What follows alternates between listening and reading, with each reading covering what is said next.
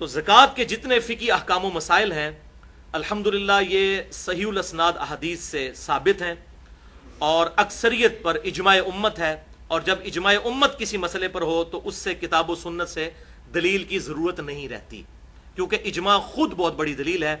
اس قرآن پاک کی واحد اتھینٹسٹی اجماع امت ہی تو ہے کہ امت نے عملی تواتر کے ساتھ اس کتاب کو نقل کیا ہے۔ اجماع کے حوالے سے میری ایکسکلوسیو گفتگو ہے، مسئلہ نمبر 31 کے نام سے 40 منٹ کی گفتگو، اس میں نے اجماع کی حجیت اور اس کی 17 مثالیں بھی بیان کی ہیں۔ میں نمونے کے طور پر 2 احادیث بیان کر دیتا ہوں جو میں نے اس میں بھی بیان کی۔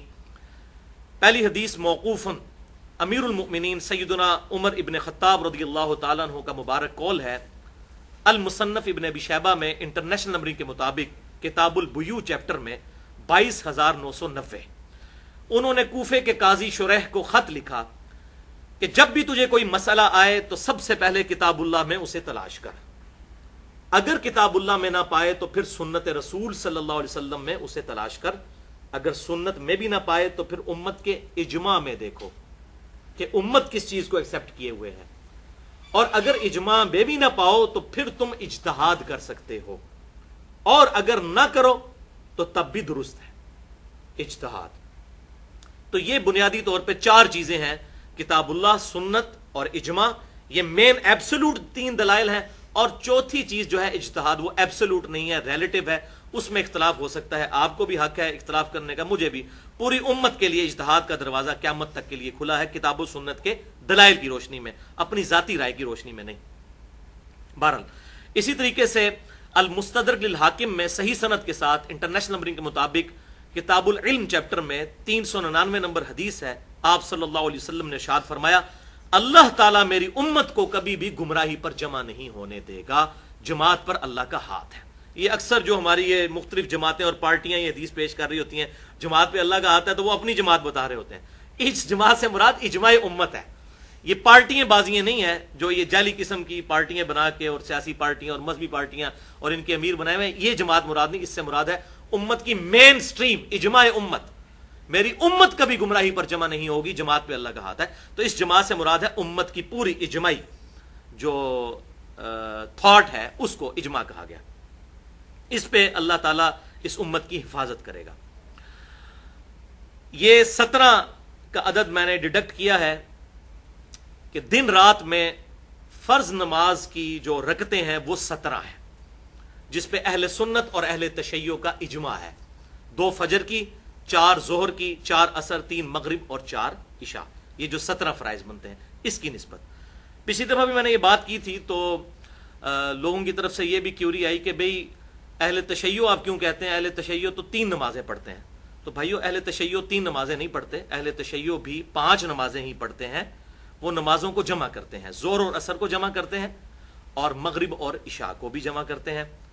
تو جہاں تک سفر کا معاملہ ہے، بخاری اور مسلم میں درجنوں احادیث موجود ہیں کہ آپ صلی اللہ علیہ وسلم سفر میں ہمیشہ ظہر اور عصر کو جمع کرتے تھے، اور مغرب اور عشاء کو، اسے ظہرین اور مغربین کہا جاتا ہے۔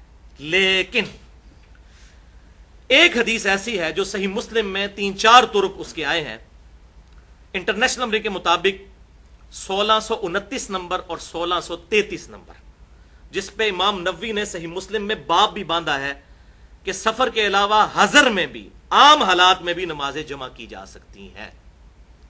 لیکن یہ اہل سنت کے لوگ چھپاتے ہیں، کیوں؟ وہ کہتے ہیں گھاٹے نہ فٹ ہو جائے، پھر تو شیعہ سے دلیل پکڑیں گے۔ بات اہل سنت اہل تشیع کی نہیں، بات امام کائنات سید الاولین والآخرین شفیع المذنبین رحمت للعالمین سیدنا و مولانا امام اعظم محمد رسول اللہ صلی اللہ علیہ وسلم کی مانی جائے گی۔ فرقہ واریت کی لعنت کو چھوڑیں، فرقہ واریت کو 3 طلاقیں دے کے 4 تکبیریں پڑھ کر دفنا دیں، تب یہ باتیں سمجھ آئیں گی۔ تو میں نے نمبر بتایا صحیح مسلم 1629 1633۔ ابن عباس رضی اللہ تعالیٰ عنہ کہتے ہیں کہ نبی صلی اللہ علیہ وسلم نے ہمیں مدینہ شریف میں بغیر خوف کے، بغیر بارش کے اور بغیر سفر کے ظہر اور عصر کی نماز جمع کروائی۔ پہلے 4 فرض ظہر کے پڑھے، پھر 4 عصر کے جماعت کے ساتھ، اور پھر مغرب اور عشاء کی جمع کروائی، 3 مغرب کے فرض اور 4 عشاء کے۔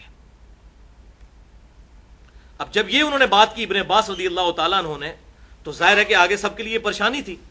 تو یہ حدیث جو تابعی بیان کرتے ہیں وہ ہیں سعید ابن جبیر رحمت اللہ علیہ، المتوفى 96 ہجری۔ جب انہوں نے یہ حدیث بیان کی، ابن عباس کے شاگرد تھے، تو ان کے آگے سے شاگرد جو ہیں وہ تبع تابعی ابو زبیر پوچھتے ہیں کہ سعید ابن جبیر یہ آپ کیا کہہ رہے ہیں؟ آپ صلی اللہ علیہ وسلم نے عام حالت میں بھی نمازوں کو جمع کیا؟